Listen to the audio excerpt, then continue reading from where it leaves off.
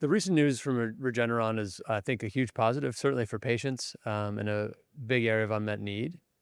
I think it really tells us two specific things. One is that great science can still get approved, and that's great for great for the field, great for the industry, great for everyone. I think the flip side of that coin is that they're giving it away for free, and it's just an indicator of the model, the commercial model, the economic model still needs work. It's still not functioning in the way that is sustainable for the industry.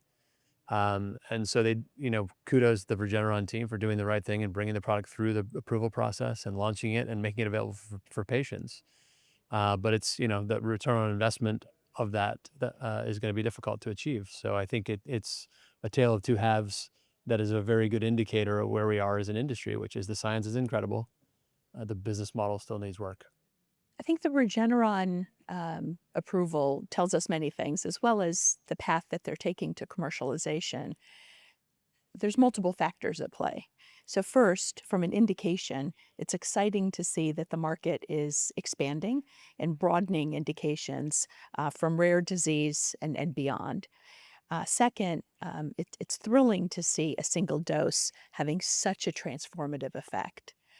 And third, as we all navigate the regulatory and the policy, payer, and the political environment, they've chosen a very interesting path in how they are charging or not charging in the US as they negotiate for pipeline with the administration. So, on multiple factors, I think this has been a very interesting approval, but one that in the end will help elevate the industry, which is, I think, what most of us are the most excited about. To me, this is democratization of gene therapies. And Regeneron is putting their stake in the ground and saying, we are in gene therapy to stay. And this is where we build from. This Regeneron example is a very important one. First and foremost, because it brings value to a significant unmet medical need. And I would like to anchor this message, which is we're bringing significant value, long-term value. And that's important because if we think about the cost, the immediately uptake of a therapy, it needs to have different models. It needs to have models that have a long-term impact and return on investment. And so what I think is the field needs to have a series of new business models. This one actually is being given out for free. And so it tells us that we really need to have a new equation and how it's being developed. And we're seeing that on the selections. Take another example where most of the deals are coming.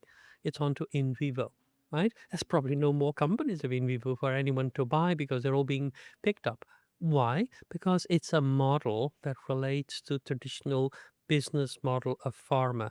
It's off the shelf. You inject.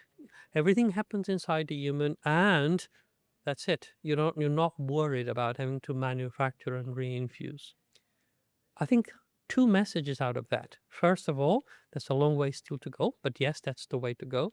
And second, there's value still on other approaches that we need to capture, namely on the autologous out of the body production back into the body in administration with the right business models. So bottom line in a message, the field is delivering clinical value. The field needs a new business model for the cell and gene therapy products.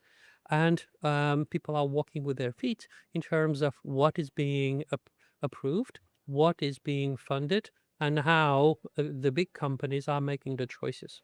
What we're seeing is the local administration of these durable therapies now, and so this one is injected directly into the ear, and so this is it solves a problem of the toxicities we've seen in the systemic gene therapies. So there's some great advancements there.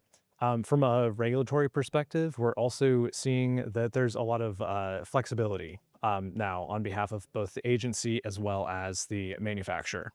And so this is a program that did use the commissioner's national priority review voucher, and so there was a really close collaboration and a very quick turnaround. So we are seeing a lot of progress in multiple areas. This, first of all, says that gene therapy is now clinically proven, validated therapy. It's not just experimental. And even more, it proves that the field is moving beyond oncology. It now looks at sensory disorders, rare diseases, and it proves that this can become routine and hope can be brought to many patients worldwide.